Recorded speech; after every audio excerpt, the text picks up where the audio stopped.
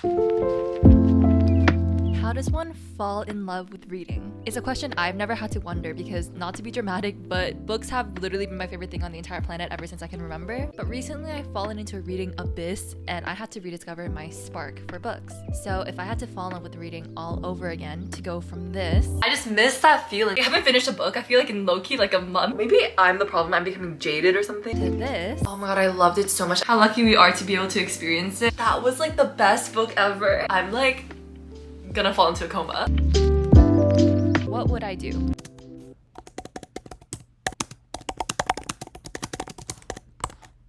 You know how they say that you're the average of the 5 people you hang out with the most? Well, how about being surrounded by 200 of the biggest avid readers you'll ever meet? Whether it's book signings, bookstagram, booktube, book talk, book Twitter, okay, maybe not book Twitter. No matter what you think, you are influenced by the people around you. So why not osmosis some inspiration? Get your book signed, but I don't have any books for her to sign. Am I the most absolute diehard fan of Holly Jackson? No. Have I read more than one of her books? Also no. But I think hearing her speak and seeing how much people loved her books really reminded me of how much work actually goes into a book and how much they can really change people's lives. Now that I look back, I kind of regret this cameo because I look like an idiot, but you know what? It's too late now. The show's probably going to be really big and everyone's going to watch it and see me looking like a fool.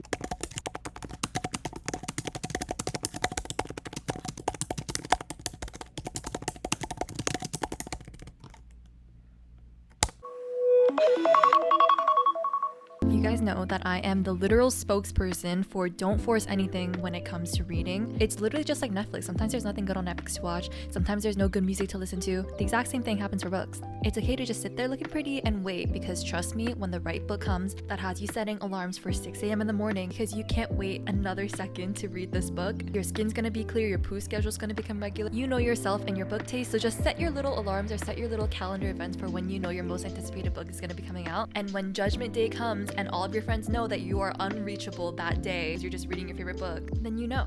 When you know, you know. This morning I woke up at the butt crack of dawn because I wanted to read this book so badly. You guys know, honestly, probably one of my biggest hyperfixations of all time in my entire life is the Foxhole Court series. Probably one of my favorite book series of all time. If you guys don't know this book series, it's like the sports mafia book. The Foxhole Court, the Raven King, and the King's Men. A couple months back, everyone started commenting and messaging me saying that NORA SAKAVIC was coming out with a new book in this universe called the Sunshine Court. I literally said the same thing to everyone. I was like, oh my gosh, don't tell me when the release date is. I don't want to just be waiting my entire life for this book to come out. I just want to forget about it so that time can pass quickly, and then one day I can be like, oh my gosh, the book is out, and then I can just read it. And then guess what happened yesterday?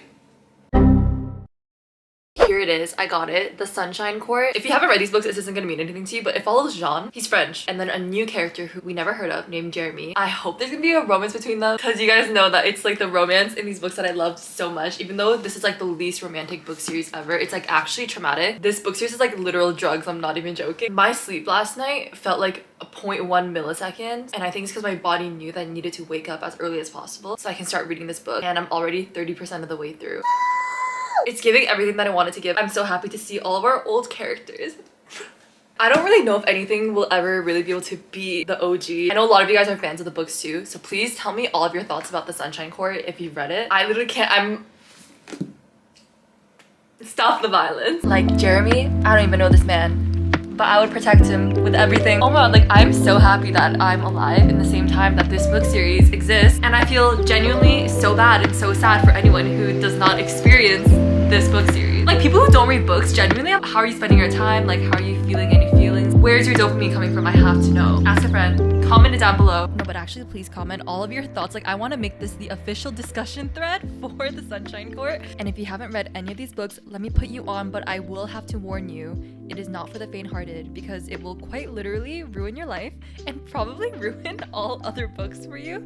And I actually think that reading the All for the Game series last summer is actually something that spurred the immense reading abyss that I'm still in to this day, almost 1 year later, because I'm forever chasing the high from finishing the King's Men, and I honestly think that it's like that void is just never gonna be filled. You are fully in this book's clutches, and I truly think that reading one chapter from any of these 3 books is enough to send a sick Victorian orphan into a coma.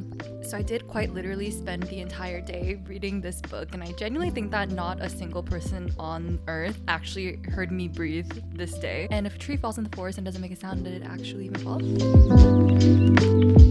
Okay, so obviously I finished the Sunshine Court yesterday, all in one day. What the hell does she put in these books? That was single-handedly probably the best day of my life, I'm not gonna lie. There better be a 5th book. Oh my god, I loved it so much, and I didn't think that I would because nothing can replace the originals. It has everything that I love in this book series. Like, I don't know what she laces these books with. It actually needs to be studied as like the 8th world wonder about what the hell she does. I just fell in love with a whole new set of characters. So there's like a whole new found family forming, and I already love them. And then the romance.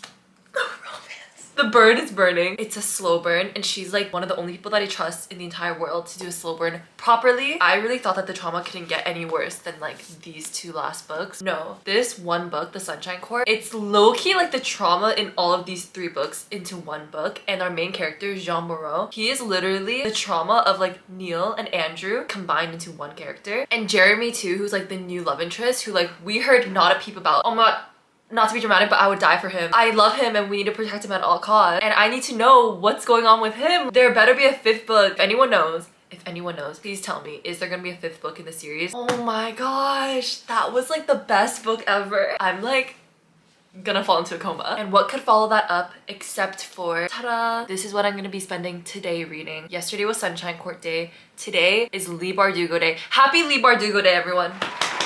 Her new book, The Familiar, came out a couple days ago. I think this is a standalone adult. You know what?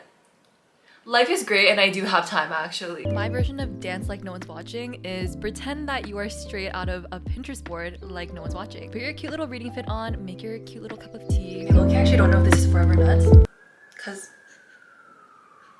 it low-key doesn't smell like it. I mean, I did not take one sip of that until at least 2 hours later because I don't take good enough care of my teeth to be able to just drink boiling hot water like that. 3, 2, 1, fake out. Oscar-worthy performance. If you don't look like a literal burrito vegetable carrot sitting on your little cutting board, rotting in your bed reading, I don't trust you. Like, I'm trying to look like the egg that the king's men were trying to save. Good morning. It's the next day. Still reading The Familiar. I'm 63% of the way through. See, unfortunately, I'm not becoming like hyper fixated onto this book like I was hoping I would be. Like I was for All for the Games and for The Sunshine Court. But you know what? We can't always expect. I had to bring myself back down to earth for a sec. The romance in this is like not really giving what I was hoping it would give. There is a romance. It is like, I guess, a little bit slow burn, but it doesn't have that like secret sauce. Do you know what I mean? I think it's because a lot of the characters in here are like not likable at all. In the Foxhole Court and in like Six of Crows, it was like the best slow burn romance, and it was also like the best found family ever. I feel like it's like the combination of those two that like really does something for me. But then also there's just like that X factor. I honestly don't know what it is, and like I said, BuzzFeed Unsolved, like you need to get on it. Stephanie Sue, Rotten Mango, like I don't know, I still want to finish it.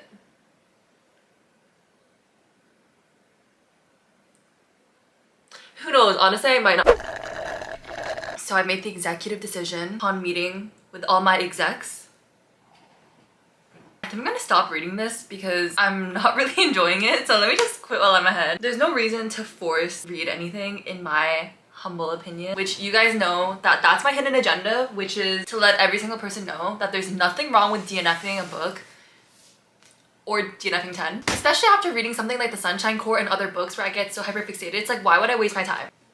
You know what I mean? Like, if something's not working for you, leave. So I'm just gonna put it away for now because I can't afford to go back into the abyss of a reading. I've decided a classic method, a tried and true that I always stand by, is rereading one of your all-time favorite books. I'm going to pick one of these books to reread and annotate. There are some books that I genuinely read on an annual basis. Every single year I do reread, and I'm like, okay, those are the books that I feel like are worth for me to have and like annotate, and it's like my copy, and it's like I just love the characters, they feel like home to me. Now is the perfect time. First, I have the Darkest Minds series. Unfortunately, it's not the covers, like the OG covers, the ones that I read, but one thing about me is that I'm like not picky about my book covers at all. Like whether I have them all in hardback, paperback, I actually could not care less. And I was thinking if I do that, then I'm gonna also put the movie on while I do it, which that flop of a movie, but also the best movie I've ever watched in my life. And I genuinely think that for 3 months I probably watched that movie like every single day. I'm not even gonna lie. That was a canon event. The Darkest Minds movie, if you had to be there. Guys, Harris Dickinson in that movie is actually a canon event. I don't even know how to explain it to you. This is one of the books that didn't spark, it's just like further fueled my like absolute crippling reading addiction. This is gonna be my first time fully annotating the entire thing. I'm so excited. If you don't hear from me, assume the worst. And the worst is that I am in fact in my 30th rewatch of the Darkest Minds movie. No, but actually I'm such a big believer that books are genuinely magical, the way that they can whisk you off into complete escape, all these different places, to meet all these different people. I really say that with my whole chest, and hopefully you know that now watching this video. What do we always tell you, Zoo? No strays.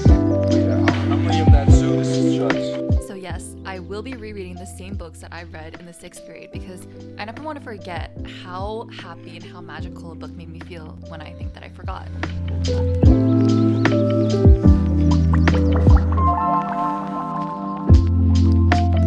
If anyone was gonna ask what I annotate when I annotate my books, just know that it's literal brain rot. My fangirl gene coming out, my most primitive form coming out, and also a lot of labeling scenes in the books, just so I can find it better because I don't have tabs.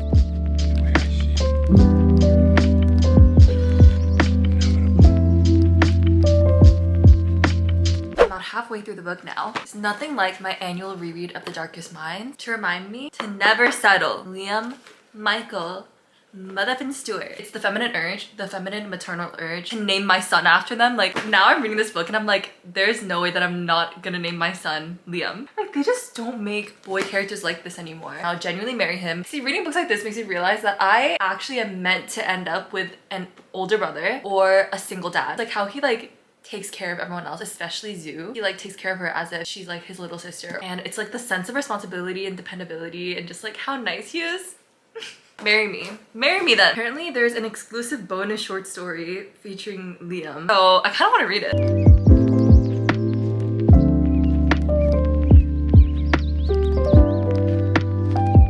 Funny because I had actually been feeling kind of unlike myself from before this video started, but now looking at this clip, this is the most myself I feel like you could ever get. Hair in a messy bun, fairy lights in the background, 1989 coded big baggy sweatshirt, big gray baggy sweatpants, and reading and annotating one of my favorite books ever.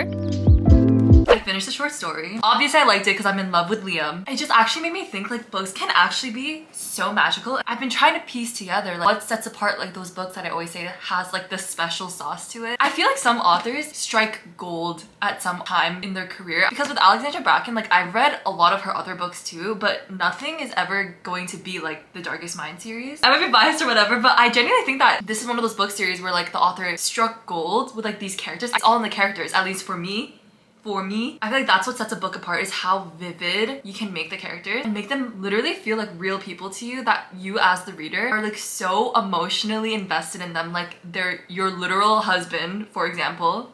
Or like your literal children. I feel like that's more like what I feel like when I read these books, and I like care about them so much that it like physically hurts. I don't know, it's just so magical that like authors have the ability to do that, but it's like not all authors, and it's not all authors all the time. I don't even know how to, like the stars align, like Mercury's in retrograde, like it's like the solar eclipse, like I don't really know. I wonder in like the author's POV, like if you know that you struck gold, right? You can't really recreate that again. Do you know what I mean? So it's like, what do you even do after that? NORA SAKAVIC, that woman is smart. She quit while she was ahead because she just wrote the Foxhole Court, dropped off the face of the planet for like 10 years, came back, dropped the Sunshine Court, and who knows when she's gonna be back. I don't even really know if it's like some magical writing ability, because even with Maggie Stiefvater, who I also think struck gold with the Raven Boys, I read her other books and it didn't hit the same. And yeah, I just really think that Mercury's in retrograde. How lucky we are to be able to experience it, and how sad is it that not everyone will know what I'm talking about. Like that is actually insane to me. I think I'm going to end the video here. Honestly, it's been a really good couple of days. Like this is exactly the reset that I needed. I just feel more like myself than ever. Thank you for watching. Subscribe down below if you haven't already. You can follow me on my socials that are linked in the description, and I'll see you all in the next one.